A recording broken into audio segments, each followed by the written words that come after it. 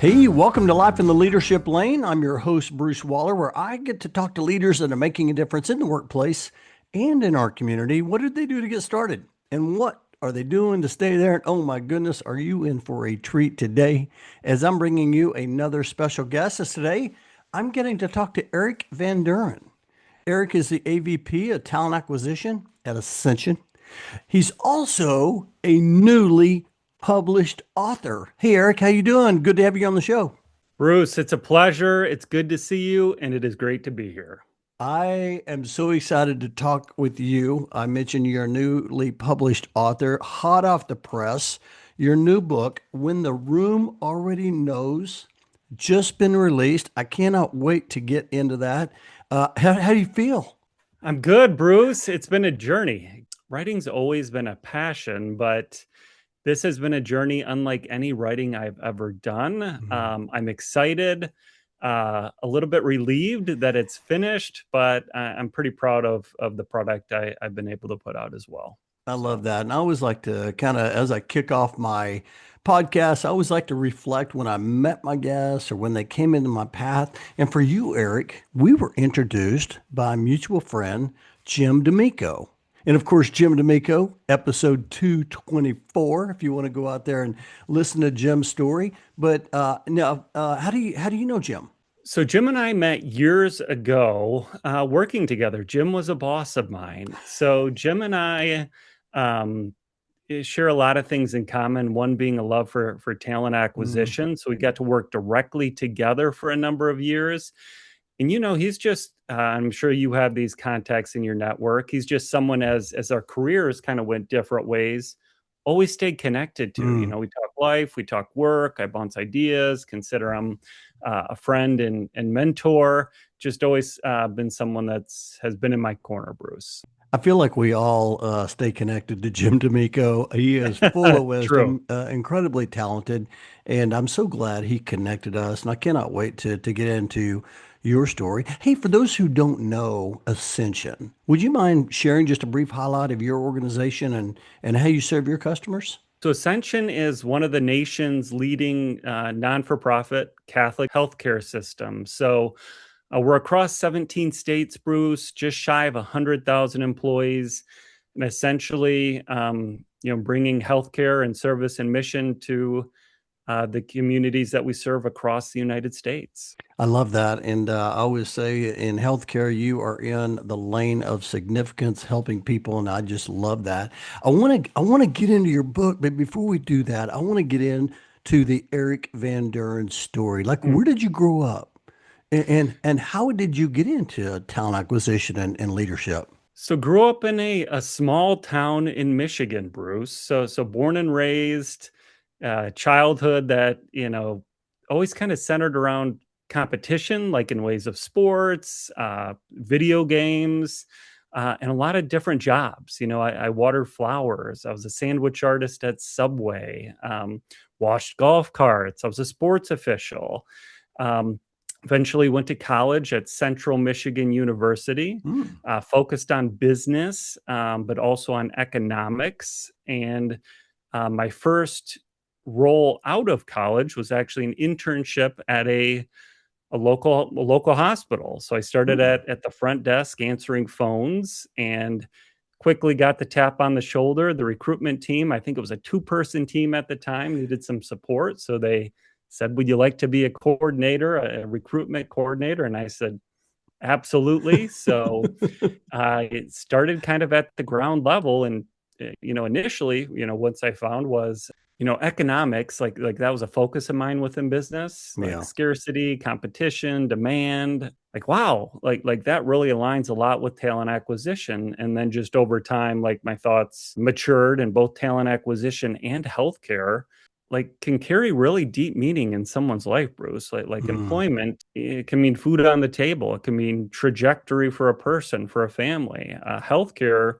like probably some of the most important moments in individuals' lives are either like adjacent to or within a healthcare setting. So, I just really found my calling and found purpose in both of those lanes. And I have always just had a passion for talent acquisition. So it starts as a coordinator, then Mm. evolves to a recruiter where you're building deeper relationships with leaders, with candidates, and then evolves to leadership where instead of doing the job well, you're coaching others and helping them understand Mm. how to do the job well. And then as you advance up in leadership, or kind of as I have done, it becomes more into systems and technologies and process and workforce design, and really kind of creating systems where talent acquisition can hopefully be a really positive differentiator for an organization, but also for the communities they serve, and that all the way down to the one-to-one level. That person who is opening up their computer or their phone today looking for a job, Bruce. I love that. I love all this. I when you say, "Hey, I started out as a recruiting coordinator," a lot of times people just see the tip of the iceberg, like, "Hey, look at Eric, man, he's an AVP." But little did they know you started at the ground level. I'm in relocation. I started Yep. packing boxes and moving furniture and driving the truck. And so I love how you share that, because I think people need to hear that. Hey, sometimes you gotta you gotta start from the bottom, and that's where you learn. I do want to ask you this one question. I mentioned Jim. He did connect us. I know Jim's an Ohio guy. You're a Michigan guy. How do y'all? Are you a Michigan Wolverine? Are you a fan? So I am. My in Jim was in Michigan territory, so we Okay. worked together in Michigan. So I I think love I it. had him outnumbered. I love it. But yeah, I am a That's Michigan fan. That's I, fantastic. I like I that you love bring that. that up. I'm That a made I'm me a smile. I'm an Oklahoma City fan, and Okay, OU is playing at Michigan this year, so we're trying to make that the trip up there. So I'll have to tap on your shoulder yeah, when we do. we Uh, might I have, we might have a few texts I right love around that that. I time love that. frame. Well, I'm excited about that. One of the questions I do like to ask, and then I'm going to get into your book. You started this journey, and I wrote a book years ago called Find Your Lane, and it's Hmm. really around, hey, I got to find my calling, find my purpose, and that's where I'm going to get real joy. As you're going along, you said you started as a coordinator, and you just kind of worked your way up through an organization, and today you serve at a higher level. Was there a moment when you said, I love this talent acquisition. I love this lane, and I think I'm going to build my career around that. Probably many moments, Bruce. Mm, Some of the most memorable, at different parts of the career are just like you have certain experiences that just stick with you. One of those moments that I've reflected on somewhat in writing, but also with my wife recently and someone with my team recently, is I have a thank you note, and it's tucked away in my top dresser drawer, a dresser that's right over there, and it was actually okay. given to me in the first day of orientation by a grandmother who we hired at a hiring event, who I saw like probably a few weeks before.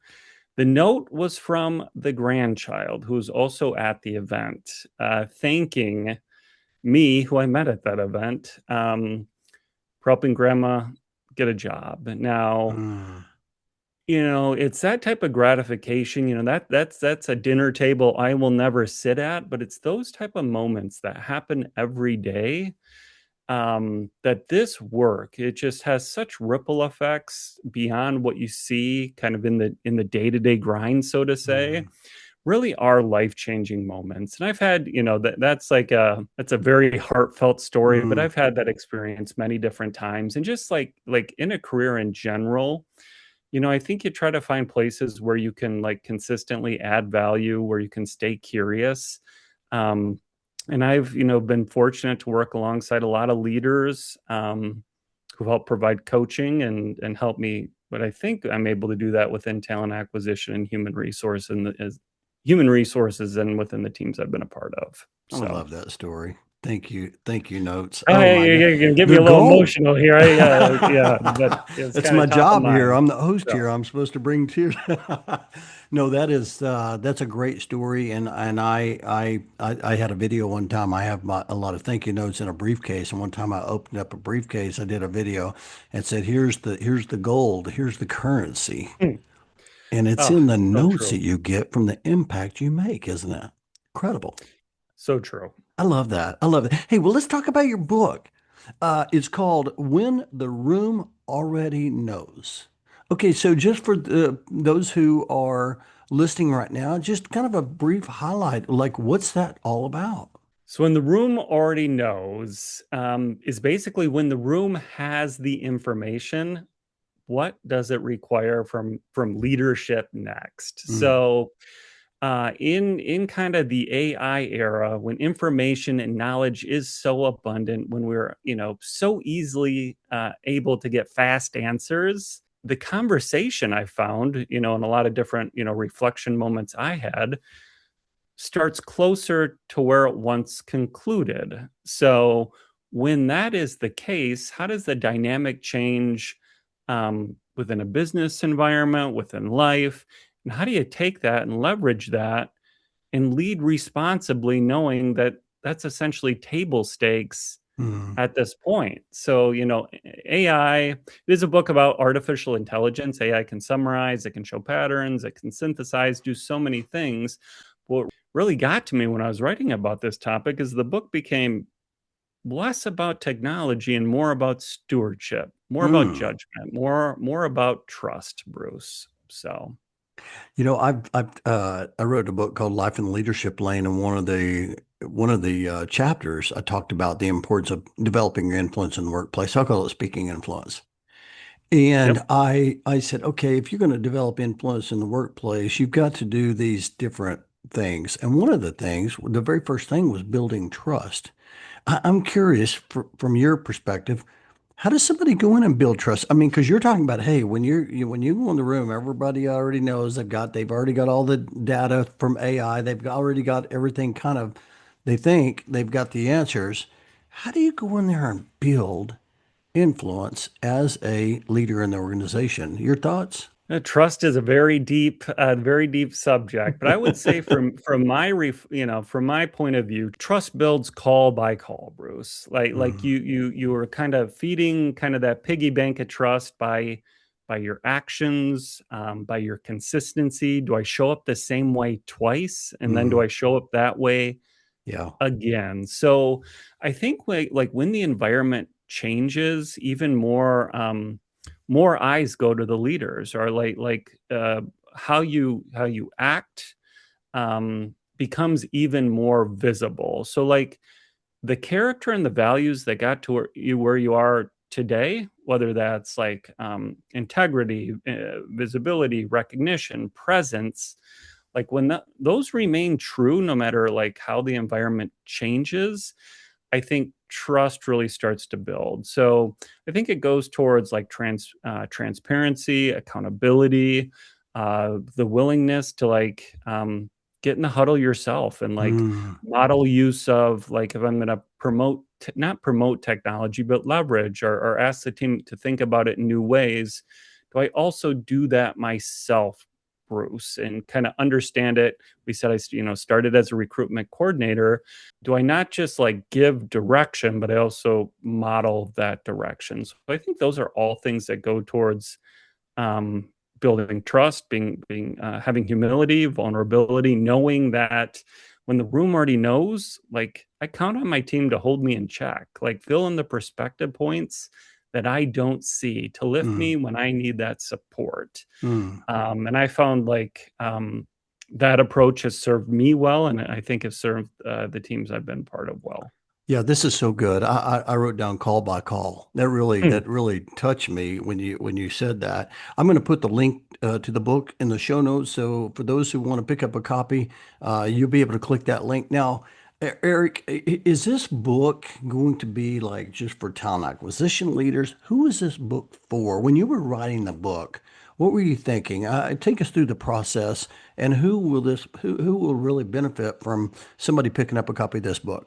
So I'd say this book is broader than talent acquisition. It is Mm, broader than healthcare. So my experience, it is framed from talent acquisition. It is forged in healthcare, but I really tried to write in a way that would meet the moment, but would also remain a little bit timeless. So when I say the book mm, became less about technology and more about leadership and leadership principles, I really do think the end product fits a larger audience. So if you lead teams or look to lead teams or just kind of understanding how to just be a professional in this era and kind of unlock the potential that exists, but not sacrifice the core of who you are, like if that's an interesting value proposition to you, I think this book might have something in it for you, Bruce. Yeah, that's so good. I love that because I just now wrote down team building because I'm thinking, hey, what if a team went through this together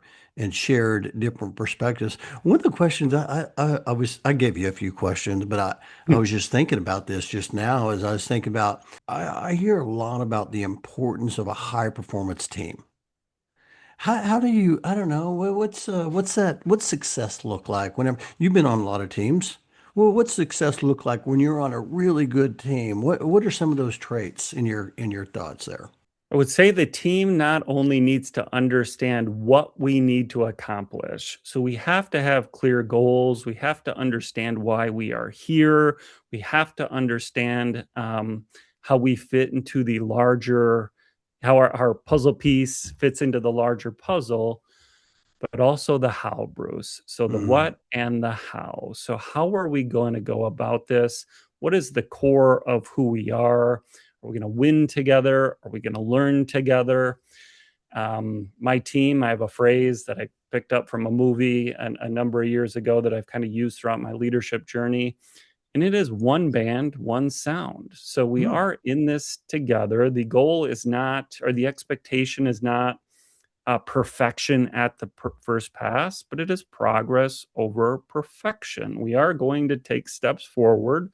We're going to try things. We're going to experiment, and we are going to hold ourselves to like a pretty high standard because the work within healthcare, within talent acquisition, or I'm sure within many teams, that's what the work deserves, right? It is that important. So, my approach is really kind of defining not only the what and the how, and then leveraging the perspectives of the team and their learnings and kind of the group learnability to get there together. When that mix is right, is when I've had the most success and mm. watched the teams really perform at a high level. And any success, Bruce, I don't know if you've experienced this, like contributed to a leader, that's like the success contributed to a high performing team. So That's so good. One band, one sound. one band, one sound. Yep. One band, one sound, man. I'm going to remember that one. Hey, well, take me. Okay, so let's talk about this for a second. Take me through. I don't know. Maybe take me through a couple of different chapters. So I have the book structured in three parts. So I'll Okay. kind of give you a high level overview of each part. So Okay. part Good. one, Bruce, is really like before we talk about like how we make better decisions or how kind of work moves, it's really who we are as a leader. So part Mm, one focuses on like character and judgment and like all of those skills and competencies that really can drive like successful leadership, whether it's in the office or at home. So it really starts with that foundation, and then part two transitions to kind of the art of okay, once we're really dialed into who we are, what we want to be, or where we want to go as a leader.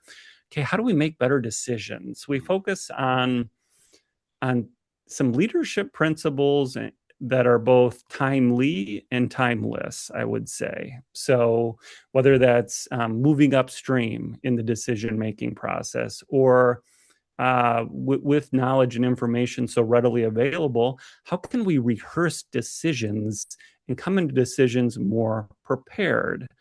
And then also, kind of the final part of part two is if we are able to gain capacity, gain time in our workday, how do we reinvest that time strategically, Bruce, instead of just lose it to more activity, more busyness, and just kind of more of the same? So how do we continue to up our game?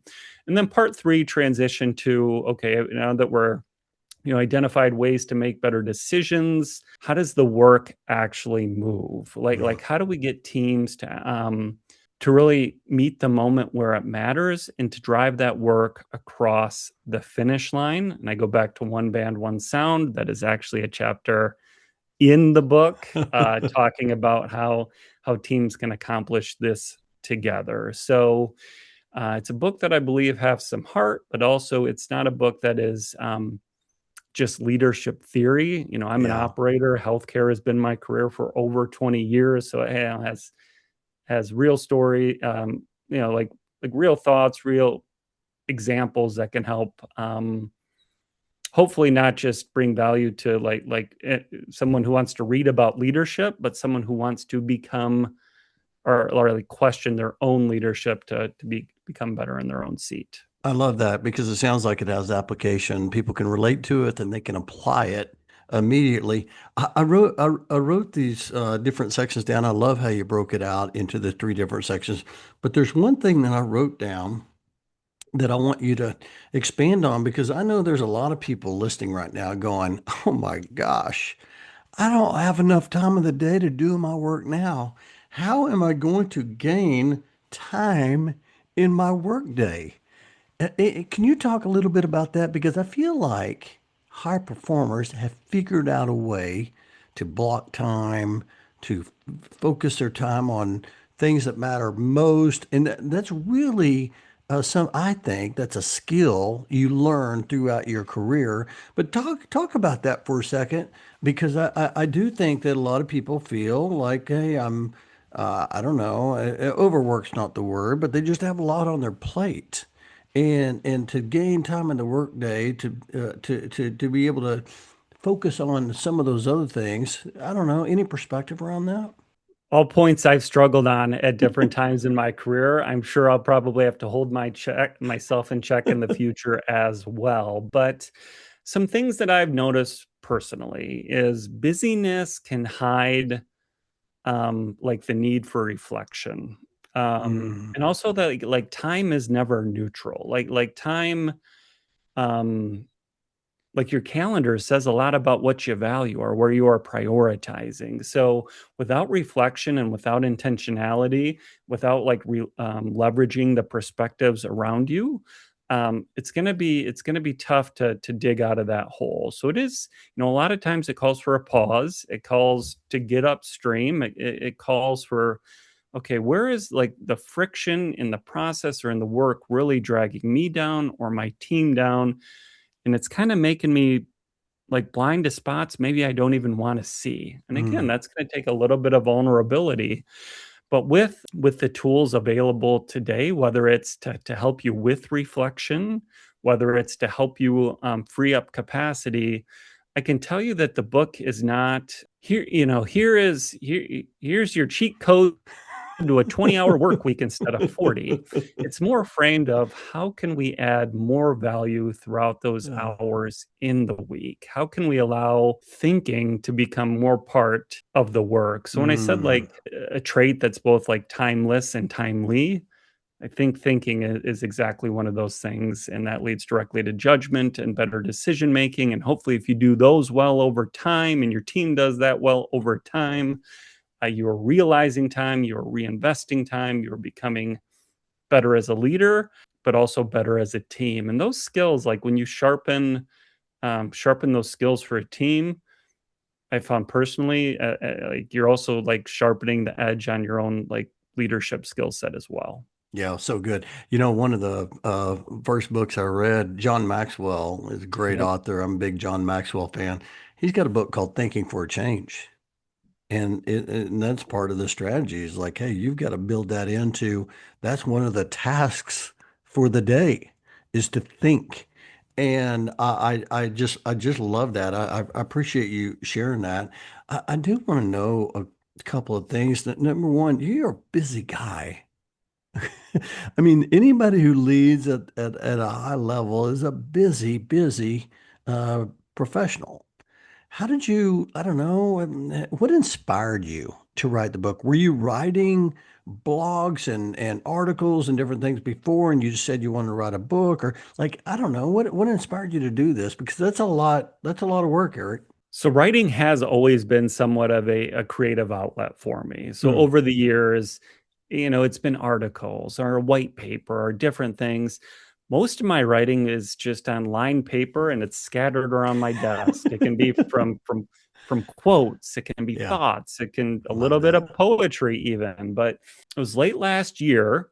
that I just started writing. And then, a paragraph turns to a page, and then a page to 10 pages. And then you get hit with the idea, or at least I did, of like, well, I got something here that could form into maybe a little bit more longer form of writing. And what a journey that was, from Mm. the rewrites to the structure to just learning like the science of how to put together a book, because I've been a Mm. writer, but I've not been a book writer. So the journey and the learnings itself, I think, have been like as rewarding to me. And a lot of this writing, since I enjoyed it, I didn't, it didn't feel like an extra task or an extra weight, or it almost felt like something that helps keep me healthy as a Mm. professional, as a husband, as a father. Mm. Just kind of helped provide balance in that life. And if it got to a point where I felt it negatively impacting those things, I'd probably call a pause and say, just not at this time, Bruce. So, This is so good. I love this, and I love how you shared that, because it sounds to me like you had joy in writing that. It's probably a lot of it's because you're helping people. I call that giving people hope, helping other people every day, and I feel like that's what you're doing. When the room already knows, get a copy of that. I'll put a link in the show notes. It's so good. I do want to ask one follow-up question, and then man, time just flies by. hmm, What about when you think, I heard this the other day, or maybe I saw a meme or a video. It said, well, I told them a long time ago, they really didn't know. When they think they know, but yet you think you have a different idea. How do you challenge that? I don't know. Are there any strategies in the book around that, or any thoughts around? Have you ever gone into it where you're like, hey, we thought we knew, but we really didn't know? I think that's one of the key points of this book is, yes, knowledge is more accessible and like more digestible than ever before, and it will only Yeah. continue to be more and more that way. But I think the thinking starts when you start challenging assumptions, Mm. pressure testing ideas, coming in with more mature thoughts, which like the floor is here, but the floor has raised, but the ceiling is even higher. So when you don't take this as like a substitute for learning or a substitute for thinking, but more kind of as like a reinforcer that can unlock potential that has just never been there before. When you're able to do that as a leader, and also kind of infuse that into teams, and also feed off that from teams themselves, wow, I think that's where like possibility and potential meet, and new paths that just did not exist before really open up. And that's an Mm. exciting time and an exciting thing for me to think about, Bruce. I love that. I love that. Well, you should be proud. I mean, to write not only just a lot, I talk to a lot of people who have intention. They have good intent. They want to write a book. They just can't quite get to the finish line. And here you are. And it sounds incredible. I cannot wait to read your book and really dive in and share this podcast with others. I do want to ask you, since we're talking about talent acquisition as well, Sure. what's the landscape like? I don't know. For those who are listening right now, I know some different people that are in transition right now. They're looking for their next. I don't know. What's the landscape like right now? And for those who reach out to you and say, "Hey, Eric, like I'm looking for my next," what advice do you typically give people when they're looking for making that next move? So, candidates and those looking for roles have more information than ever before, but so do organizations. So, it is really about kind of that next level of thinking. In the landscape's going to differ across industry. I'll give within healthcare, we're going to have roles that we post that get many more candidates than we have opportunity, and we're still going to have constrained candidate pipelines. So it kind of depends on the person, it depends on the role, the type of the job that you're looking to secure. But I would say, like, as a candidate, if I was looking for a job today, I would try to use tools. So we'll talk a little bit more about AI because it's been a little bit of the theme of the conversation. but not lose the heart and the core and the uniqueness of who you are. So if you Mm, need to prep for an interview, research a company, get a little tighter with a resume or a LinkedIn profile, okay, but also know that many others are probably doing that as well. So how do you continue to provide your own unique value proposition and what makes you a unique human, right? And just don't lose that voice, don't lose that perspective, because it's who you are that's mm, going to make the biggest difference in whatever role you land. And you want that match. This is kind of tied in true from talent acquisition. For as long as talent acquisition has existed, if you're able to like support an organization and they're able to support you and that match is right, like that fit is mm. natural, that's going to like bring the best relationship for both parties. So I would just say don't lose the core of who you are. Reach out, ask questions, network, all of those things that have always kind of supported. I would say those remain true even in this environment today. Yeah, that's so good. I love that. And I go back to thinking, hey, try Yes. to think about different ways that you can approach things and that I wrote down value proposition. You need to know what your value proposition is and make sure Mhm. that's in alignment. And I love that. That's so good. Okay, here's my last question for you. And before we get into it's time to accelerate. Okay, so people have picked up your book. They've read your book. What are you hoping comes out of that, Eric? Personal reflection, leadership reflection, actual things that you can bring back to your teams to lead better teams, to ask better questions, to understand that the things that got us here, whether that's like character and stewardship and thinking, will be the things that carry us forward. And that was really the goal, is to help leaders, to help teams continue what they do best, continue to do that human work, that discernment, that judgment that is going to make the biggest difference within their roles, for their organizations, within their communities, and really hopefully just allow them to be better professionals. And that was, I also tried to write something that I would like to read that would like Mm. help me do that as well. And that's kind of how I tried to frame the story. I love that you said that because I like to write about what I like to read about. And Yes. I think that's the secret in writing is you need to write about what you enjoy, not just what you think somebody else needs to read, but yet what moves you? And then when you do that, just magic happens. I just love that. When the Mhm. room already knows, go out and get your and by the way, when you do, and I will add on to this. I what I hope also is people will write a review and give you a Oh, five thank you. star review Thank you. on that book. And not only that, just like tell them like what was the one thing that impacted you or that moved you or something that you're going to act on because of the book. And so that goes a long ways. I remember reading some of my first reviews of my books. Like that was like, oh my goodness, that Hmm. was the gold. It's so good. So I'm so grateful. I got a chance to bring you on the show and talk about your book and all that. I do want to ask a few fun questions as we move to it's time to accelerate. One of the questions I'd like to ask is, I mean, here you are, you wrote a book. Do you have any favorites? You mentioned you like to write about like things you like to read. What's a favorite book that you have? I'll give you two. And so Okay. I have a lot of favorite books. I'll You're give you like two me. that I most recently read. So a non-business book. I just finished The Boys in the Boat. So kind Oh, of a yeah. post depression era rowing team that went to the Olympics, and just an engulfing story. And it's discipline, it's inspiration, it's synchronization, it's togetherness. I enjoyed that read. And then I think the most recent business book was The Goal. And that's a little bit kind of probably in my economic background. It's about like knowing what you're working for. It's about constraints. It's about flow.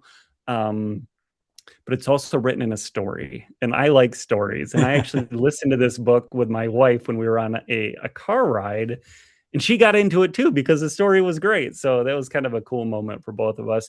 But like a really I took a lot from it. I would recommend that read for sure. That's awesome. Thank you for sharing that. I've read The Boys in the Boat. That is a thick. book, by the way. It is Oh it, my yeah, it is. It's a God. thick one. It took a while, Oh yeah, but I love it. yeah. I love it.